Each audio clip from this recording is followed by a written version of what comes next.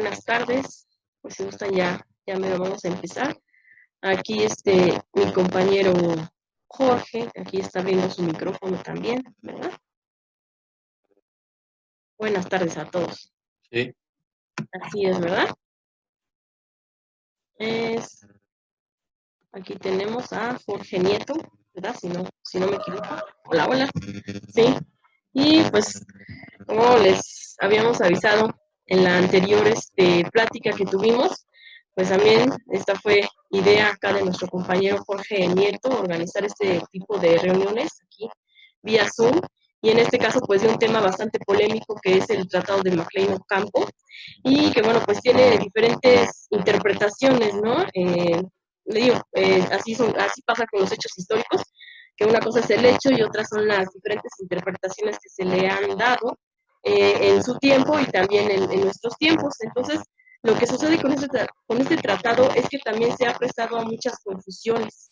Y bueno, pues uno de los objetivos de esta plática es para tratar de aclarar esas confusiones y hablar de lo que pues representó este tratado, que bueno, que nunca se ratificó, pero ver qué es cuáles eran los puntos que tenía, y pues ya a partir de eso pues tenemos ya pues la posibilidad de hacer estas diversas interpretaciones, porque como les decía, pues estas confusiones acerca de los puntos de este tratado, que a veces se consideran nada más las negociaciones que hubo, pues a veces se malinterpretan y se le aumentan cosas de más, ¿no? Entonces, pues vamos a empezar. ¿Qué nos puedes comentar, Jorge, más o menos así como para empezar con este tratado?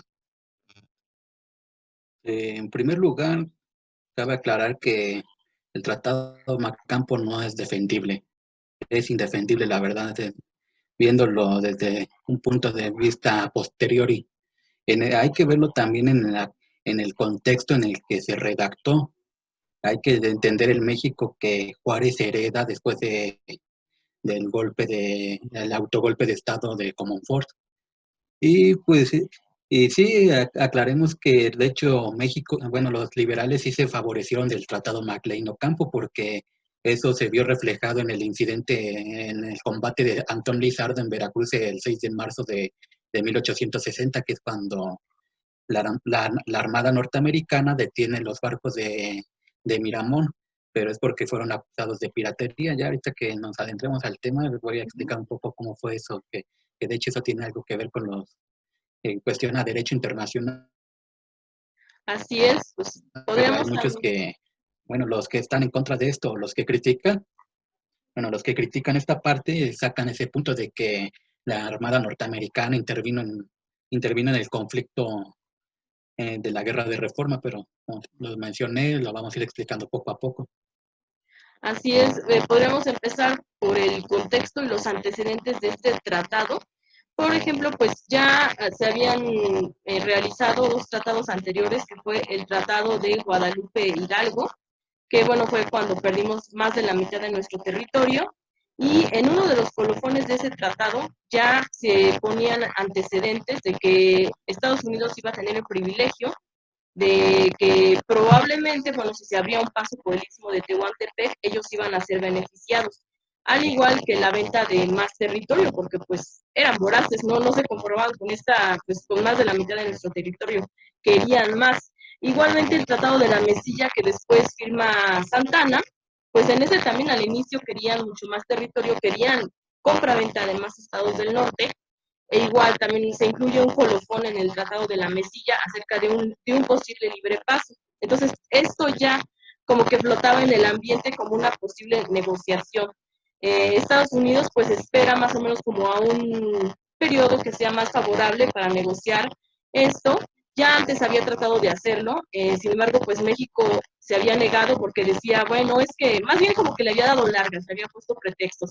Le había dicho, ¿sabes qué? Es que ahorita tenemos comprometido el istmo con Inglaterra, con algunos negocios que estamos haciendo con Inglaterra, y pues ahorita no se puede trabajar en esa zona, ¿no? Entonces le iban dando largas hasta que efectivamente México pues empieza la guerra de reforma, entonces es un adversario ya más débil, y Estados Unidos, bueno, ahí todavía no empezaba la guerra civil de ellos, pero ya también se percibía en el ambiente.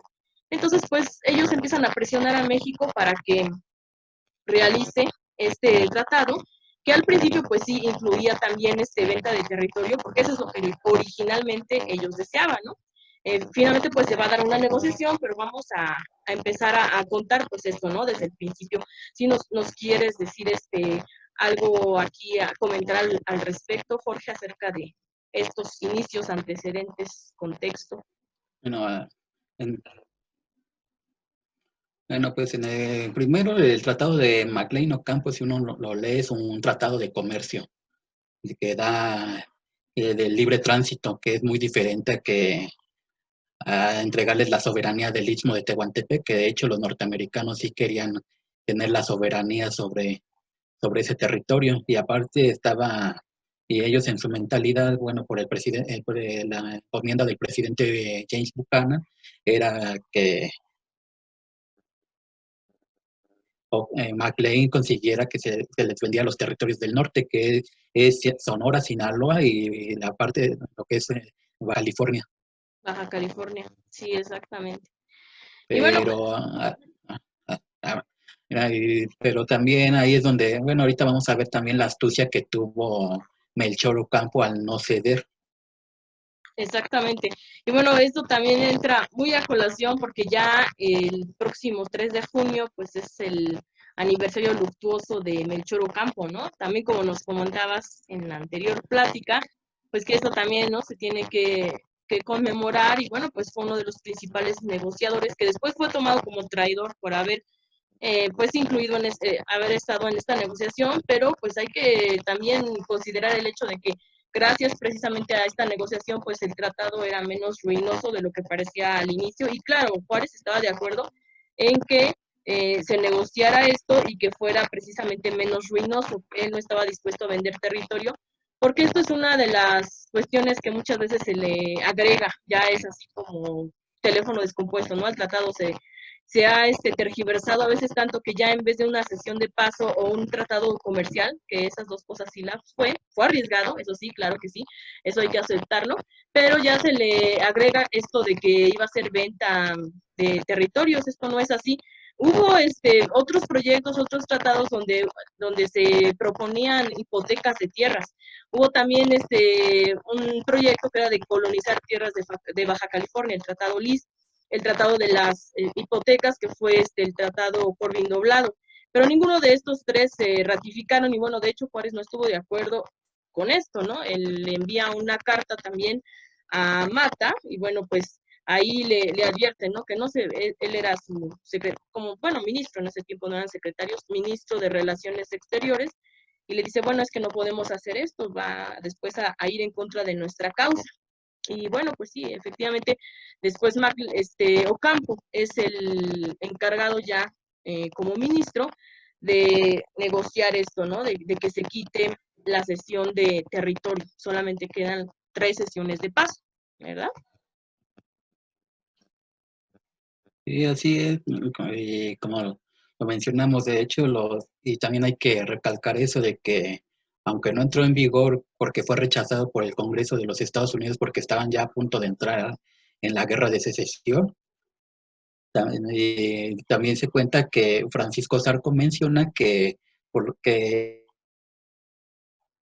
los norteamericanos les evitaron la pena de rechazar el tratado, es decir, que de por sí también el gobierno mexicano, bueno, el Congreso mexicano no hubiera aceptado tal tratado, pero sí hay que aceptar que en ese momento sí fue beneficioso la negociación de ese tratado, porque sí se recibe, bueno, Juárez recibe los 2 millones como apoyo por ese tratado, y lo que conté que fue lo del combate de Antón Lizardo en marzo de 1860, que de hecho ese incidente es lo que empieza a desencadenar todo lo que posteriormente iba a pasar, que el ejército liberal iba a empezar a conseguir grandes victorias militares, porque antes del Tratado de MacLean Ocampo, la mayoría de los combates eran derrotas para los liberales. Así es, bueno, pues ya esto nos recorremos un poco más en el tiempo, que bueno, también posteriormente lo vamos a volver a considerar porque es importante, es una de las consecuencias inmediatas que tuvo este tratado, el apoyo de Estados Unidos. Pero bueno, pues nada más también comentar un poquito antes de que ya se formalice este tratado de MacLean Ocampo, pues al principio Estados Unidos estaba dispuesto a negociar con el gobierno que aceptara. Ya vemos que en México había dos gobiernos paralelos, ¿no? Estaba el liberal y el conservador.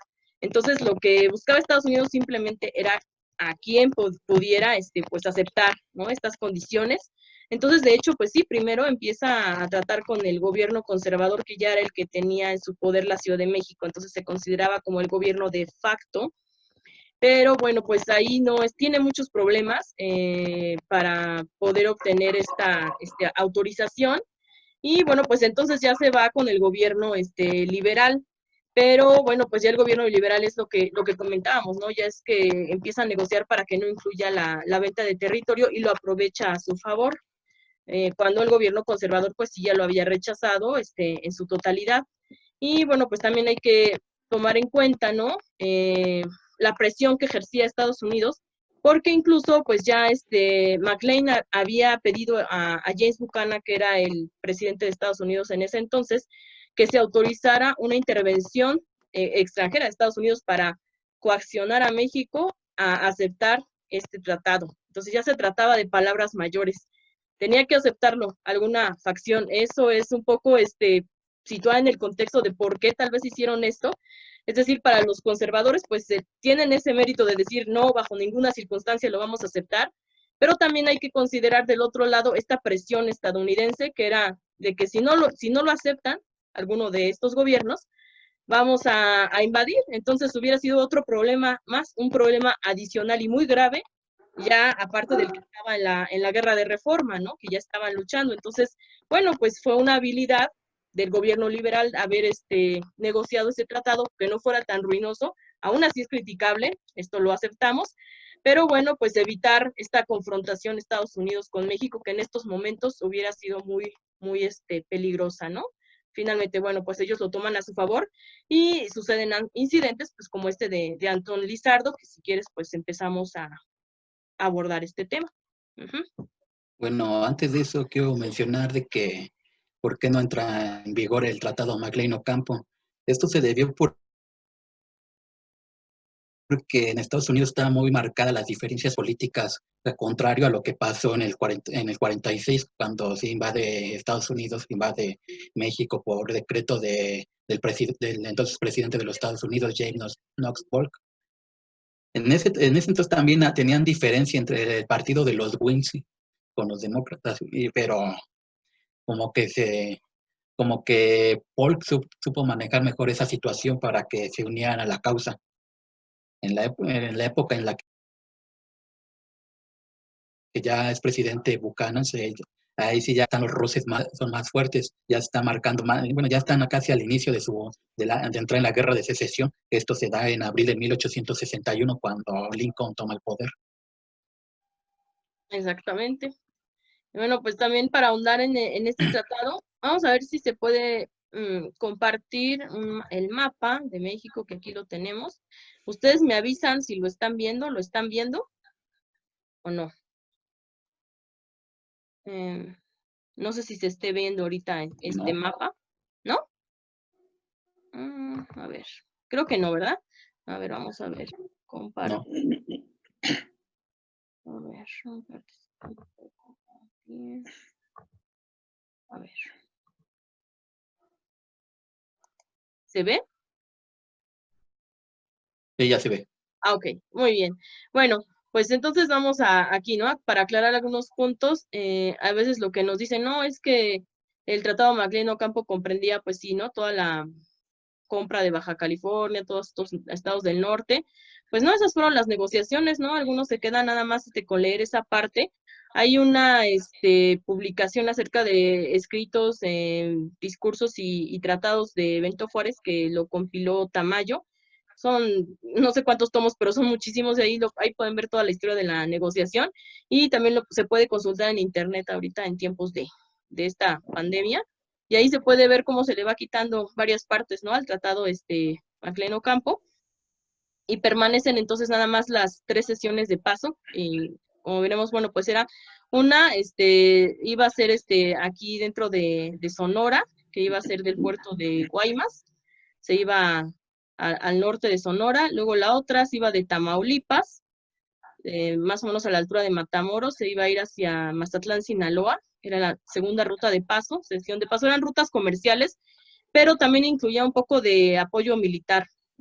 Eso era para garantizar supuestamente la seguridad, ¿no?, de estos caminos, pero bueno, luego vamos a retomar ese punto. Y la otra sesión de paso, pues, y que era también muy comercial, pues era el Istmo de Tehuantepec, que es lo que la mayoría de nosotros conocemos. Ahí no precisamente se iba a realizar un canal, todavía no había la tecnología necesaria, probablemente, o sea, se estaba apenas contemplando, pero probablemente hubiera sido también un,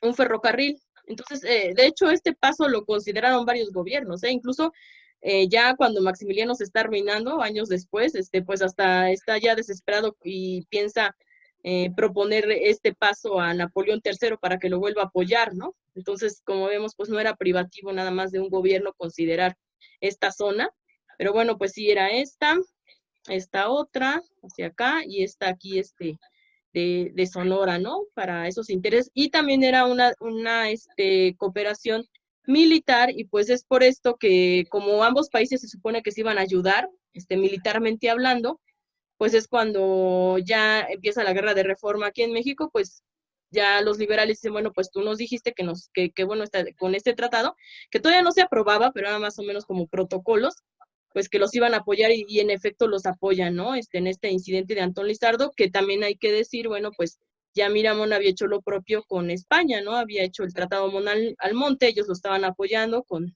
buques, y pues aquí es donde se da esta confrontación, donde vamos a ver pues que tiene que ver, ¿no? Este tratado. Y vamos a regresar, bueno, pues para ya dar la palabra también aquí a mi compañero. Nada más que, híjole, no sé ahorita cómo pararle aquí. Sí, creo que ya. Muy bien. No, hay que también considerar que por qué querían ese permiso de paso de los norteamericanos, porque recordemos que también una década antes se da lo de la fiebre de oro en California, y de un punto a otro de Estados Unidos, de lo que es, digamos, de lo que es actualmente, digamos, Florida hacia California, es un camino bastante peligroso para ellos. Entonces, por eso buscaban estas rutas comerciales para hacer menos peligroso y menos costoso ese trayecto. A pesar de que estaban en su mismo país, era muy peligroso por los ataques de los apaches. Entonces, lo que querían era reducir ese riesgo para poder transportar tanto sus mercancías y la gente que buscaba inmigrar. Es muy interesante ese punto, ¿no? Que muchas veces no lo Sí. consideramos y pues sí tiene que ver con lo comercial, ¿no? En efecto. Entonces, pues sí, varias implicaciones que tuvo este tratado. Y pues bueno, sí, y les comentábamos ya después, pues sí, ya se da que influye para que vaya obteniendo el gobierno liberal la victoria en relación a los conservadores. Pues sí, como les comentaba también, bueno, Miguel Miramón había hecho el Tratado Monalmonte, por medio era el hijo de Morelos, ¿no? Juan Nepomuceno Almonte, y del otro lado era el representante de la reina Isabel segunda, ¿no? En España. Entonces, le prestan estos barcos para atacar Veracruz, que era un bastión en ese entonces juarista, se iba a atacar por la parte exterior por tierra, y por mar, pues ya venía Miramón con Marín en estos barcos, y pues es cuando ya va apelando a estos protocolos de McLean Ocampo, pues ya Estados Unidos va a auxiliar ahí a Juárez, ¿no? Y va a capturar estos barcos y los van a declarar barcos piratas, ¿no? Pues ahí la balanza se inclina, ¿no? Hacia Juárez, en efecto. Pero esto también nos ibas a Que comentar. de hecho el poblado de Antón Lizardo no está tan lejos de... Ah, sí. Bueno, un poquito de esta historia es de que, bueno, en primer lugar, Antón Lizardo ya no está tan lejos del puerto de Veracruz. Actualmente uno se hace como una hora Ujú. en carretera. Esto lo sé porque en 2017 yo visité a Antón Lizardo por lo mismo de que es cuando salió el libro de Patria de Paco, y yo fui a conocer el fuerte de San Juan de Ulúa y me acordaba de ese capítulo. Del mismo puerto de Veracruz vi un camión que decía que iba hacia Antón Lizardo, y dije, Antón Lizardo, y lo vi con el libro, dije, no, tengo que ir. Entonces actualmente es una comunidad de pescadores. Aún hay también ruinas de de los puntos de defensa de ese combate. En Mm, ese momento, cuando yo llegué a Antón Lizardo, bueno, llego a una de sus playitas y me acerco con dos personas ya mayores que estaban tomando el fresco en una palapa. Les pregunto, ¿y qué conocen de la historia del combate que hubo aquí en Antón Lizardo durante la Guerra de Reforma? Bueno, me comentaron, no sabemos mucho, la verdad no lo habíamos escuchado, pero lo que conocemos es la historia de un ataque pirata. Y ya me vaya. explican, Pasó a la historia y eso, ¿verdad? Sí. pasó a la historia porque ellos me comentaron de un ataque pirata. Ujú. Les expliqué cómo se llamaba el pirata que estaba en ese entonces. Y ya Ujú. ellos me comentaron de que lo conocían como Mirmar. Vaya. Después mi sorpresa es bueno, y me contaron todo cómo fue y que fueron derrotados en alta mar. Eso sí me comentaron que los derrotaron en alta mar. Lo que yo después me sorprende es que yo empiezo a investigar y la historia que me contaron estas dos personas mayores es la historia del incidente de Antón Lizardo, porque primero los buques en los que venía Miramón fueron declarados piratas. Esto fue por una denuncia que hizo el gobierno juarista hacia los norteamericanos. Y aquí es donde entra la parte del derecho internacional, que al momento de que un gobierno denuncia piratería, puede intervenir otro gobierno para detener esos barcos. Recordemos que la piratería a partir del siglo XVI siempre fue un problema para el comercio y está estipulado eso en el derecho internacional. Pero eso es lo que me sorprendió de que Ujú. a lo mejor no saben así tal cual a ciencia cierta cómo fue el combate, pero Pero muy interesante porque otra de vez lo alguna que manera, mencionábamos en la plática anterior, lo que es la tradición oral, sí, la interpretación que le dan, en efecto, ¿no? Sí, sí, es bastante y interesante. digo, me sorprendió eso porque, bueno, en ese momento cuando me contaron la historia, sí me acuerdo todavía de todo lo que me contaron de cómo fue el combate y todo eso, y que hubo pobladores en Antón Lizardo en donde sí pusieron trincheras para defenderse de ese ataque pirata, pero ellos pregunté con otras personas igual de la población de Antón Lizardo y también me contaron esa historia del ataque pirata. Y ellos no lo conocen como el combate de Antón Lizardo en la Guerra de Reforma, lo conocen como Claro. un ataque pirata a ese punto. Yo digo, ya de ahí de Antón Lizardo al puerto de Veracruz no está muy lejos, de hecho pasas por Boca del Río Ujú. para llegar de Cruz hacia Sí. Antón Lizardo.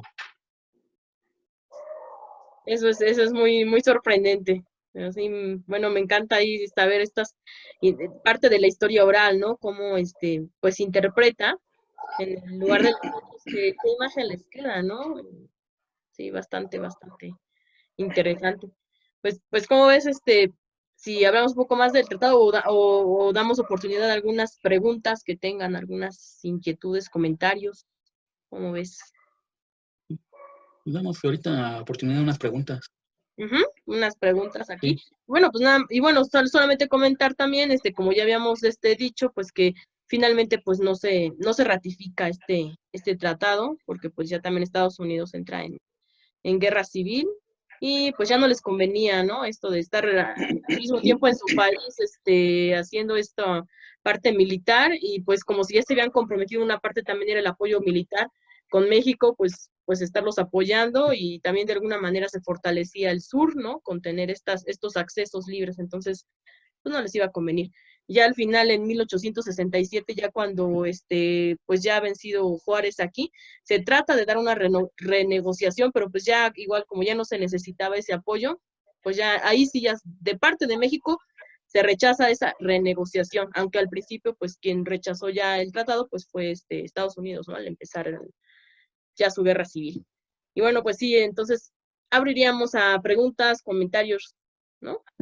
Vamos a ver quién quiere participar. Ujú. Sí, buenas tardes. Mi nombre es Sacharoy. Muchas gracias. La plática es muy interesante y como ustedes comentan, pues es un tema muy, muy polémico, ¿verdad? Definitivamente. Actualmente, este tipo de situaciones, yo creo que siguen repercutiendo, ¿no? En nuestro país. Estados Unidos sigue intentando, válgame, en cierto modo, tener control pues ahora sí, sobre sus países vecinos con como México, que pues desde la guerra que yo imagino, del 46 hasta actualmente, pues ha mantenido un dominio muy marcado. Por ahí se comenta también, ¿sigue la misma idea sobre Estados Unidos de tener control sobre estas áreas o ya no, o ya no es de gran interés por parte de ellos, o de adquirir territorios? Es pregunta. Pues a ver, No, así como, perdón, como extensión de tierra ya no, pero lo que está adquiriendo son territorios comerciales, tus empresas. Económicamente se sigue expandiendo Estados Unidos a expensa de otros de los países en desarrollo. Así es. Sí, las así es. áreas estratégicas que tenemos en nuestra economía, ¿no? Minas, petróleo, electricidad, pues todo esto, las inversiones, ¿no? Y pues con esto también buscar un cierto control en negocio. Tenemos aquí, bueno, 10 minutos Control. para que termine. Sí, es correcto. Vamos a saludar también a Juan Jesús, que también ya está por aquí. Y si alguien más quiere hacer, bueno, pregunta en lo que resta de este tiempo. Pregunta o comentario. Tenemos a Daniel Bueno, también. buenas tardes. Hola, Yo buenas pienso que, ¿sí me están escuchando? Sí, Sí. ya. Y yo pienso que a veces cuando se llega a criticar los tratados Maclino-Campo, se subestima también el sentido estratega de tanto de Campo como de Juárez, de los firmantes, sin despreciar por lógica los firmantes norteamericanos. Pero yo siempre insisto que para darse una idea hay que ver entorno, tiempo y circunstancia. Y por ejemplo, ya se tenía desde marzo del 59 el conocimiento de que Gutiérrez de Estrada ya había negociado con Napoleón III la situación hacia México, ¿no? Entonces, pues hay muchos factores que también se desconocen, que son detonantes del Tratado Maclino-Campo, pero básicamente yo creo que se menosprecia el sentido estratégico de Ocampo y de Juárez. No sé qué opiniones merece eso al respecto. Y yo estoy de acuerdo, que también, pues, si ellos estaban tratando de evitar situaciones futuras, ¿no? Porque sí, pues, como usted dice acertadamente, ya, Gutiérrez de Estrada estaba negociando con Napoleón III, nada más que Napoleón III le dijo, no, sí, espérate hasta que sea el momento adecuado, ¿no? Que ya es cuando entra, Estados Unidos en la guerra civil, pero sí, porque ellos sabían que si ganaban, pues si ganaba el gobierno conservador, pues iba a haber más oportunidad de realizar esto, ¿no? Entonces, son varios factores que abonan a... Ahora también, sí, hay otra versión que algún día expuso la doctora Patricia Galeana, referente a que Gregorio Barandarán, el representante del gobierno conservador de Estados Unidos, había escrito en octubre del 59 que para evitar que Estados Unidos reconociera al gobierno juarista, había que darle el paso libre a Tehuantepec, y también los conservadores estaban negociando lo mismo que ahora acusan como vendepatrias al gobierno liberal de Juárez, y ellos también estaban en la misma médula del asunto, exactamente con lo mismo, libre tránsito. Entonces, insisto, por eso ambos conservadores y liberales eran víctimas del entorno del tiempo y de las circunstancias. Es lo que, bueno, es lo que comentaba en ese rato. El claro ejemplo es el incidente en Antón Lizardo. De hecho, Miramón ya traía una flotilla de barcos porque ellos ya habían acordado con el Tratado Monalmonte. Y fue cuando España lo apoya con algunos barcos. De hecho, ya después de que ocurre el incidente, son acusados de piratería y los detiene la Armada norteamericana. Tiempo después también hay que mencionar eso, el mismo gobierno de los Estados Unidos indemnizó a los propietarios de esos barcos porque no eran piratas. Así es, y pues sí, cada gobierno trataba de, pues sí, de tener el apoyo internacional y el reconocimiento, y pues sí, en efecto, como también comentábamos al inicio, al principio Estados Unidos pues sí buscó negociar con ambos gobiernos, ¿no? Ahora sí que quien aceptara, y quien negoció mejor, pues sí, fueron los liberales, porque bueno, pues también ya evitaron esta parte mucho más ruinosa, ¿no? Que era la venta de territorio, Y bueno, pues aún así, ¿no? Sí tiene sus peligros, ¿no? Pero, pues sí, bajo estas circunstancias fue que se dio. Ujú. Y también mencionemos que, de hecho, los liberales casi nunca hablaron sobre el tema, nunca hablaron casi sobre McLean Ocampo, porque considero que fue una mancha para ellos, porque la historia oficial los ponen como hombres rectos, intachables, puros. Y pues creo que tenemos que comprender la naturaleza humana de cada uno de los personajes que tomaron las decisiones. Bien, podemos nosotros juzgar que en nuestro tiempo que tomaron una decisión errónea, pero en ese momento era la única decisión que podían tomar para salvar ciertos intereses. Ese es el problema de muchos revisionistas que quieren juzgar la historia desde nuestro tiempo y no se distorsiona. Pero como el mismo Juárez le escribió una vez a Maximiliano en una carta, la historia nos juzgará. Sí, así es. Es poner, como decíamos, también en contexto, ¿no? De haber actuado diferente, también Estados Unidos ya estaba con la amenaza de invasión para coaccionar, es decir, varias cosas que quería hacer. Y bueno, dentro de este mismo contexto, de todas formas, sí, Justo Sierra, aunque él no era militar y bueno, pues no tuvo ya esa experiencia apremiante, sí hace posteriormente, él era muy joven cuando sucedió todo esto, era un adolescente, pero posteriormente pues sí va a ser una autocrítica, ¿no? Porque él también era liberal y va a decir, no, pues sí, estaban alucinados, ¿no? Más bien esto es lo que dijo, ¿no? Pero pues sí, era en este fragor entre la guerra, entre estas coacciones, pero sí, hace una, digamos, autocrítica Justo Sierra en relación a estos Sí, hechos. si mal no recuerdo, el mismo Justo Sierra fue el que dijo que no era No era defendible. para nada defendible Uh el Tratado Marino Ocampo. No era -huh. defendible. En una plática también que yo escuché del doctor Pedro Salmerón también él lo menciona, porque muchos piensan que como él es juarista y lo iba a defender, no, él también ha dicho que el tratado es indefendible. Dice que se jugó con la astucia, que le salió bien la jugada al gobierno liberal, sí, pero que fue algo que posteriormente probablemente los avergonzó, que lo que les dejó como enseñanza el Tratado McLean Ocampo es lo que no se tiene que hacer, que hay otros medios para conseguir ciertos fines. Nada más que en ese momento era la única opción viable para conseguir, para decantar a favor de los liberales la guerra de reforma, porque como ya mencionamos, a partir del Tratado McLean Ocampo empiezan a surgir una serie de victorias militares importantes para los liberales, iniciando en Veracruz con el incidente de Antón Lizardo, después ocurren los combates en Guadalajara, en el Bajío, y finalmente cuando lo derrota González Ortega ahí en Calpulalpan, que es actualmente el municipio de Jilotepec. Digamos que fue arriesgado, tuvo mucha astucia, mucha capacidad de negociación, pero sí eso no le quita eso, que haya sido arriesgado en efecto, que bueno que no se ratificó, ¿verdad? Y vamos a ver, pues todavía tenemos tiempo para una pregunta todavía, aquí no sé si aquí tenemos a Daniel que lo ha preguntado, o alguna pregunta de algo que quieran hacer. Sí, bueno. Sí, sí, tengo una pregunta. ¿Qué papel jugó independientemente del Tratado Mon Almonte, que lo hizo Juan Nepomuceno y Alejandro Mon? También se habla de otro, digo no tratado, pero sí tal vez un préstamo. Pidió Miguel Miramón hacia Juan Bautista Yecker, que fue el que, bueno, le pidió prestado 15 millones de pesos, pero solamente recibió 750,000 en efectivo, lo demás me parece que de forma material.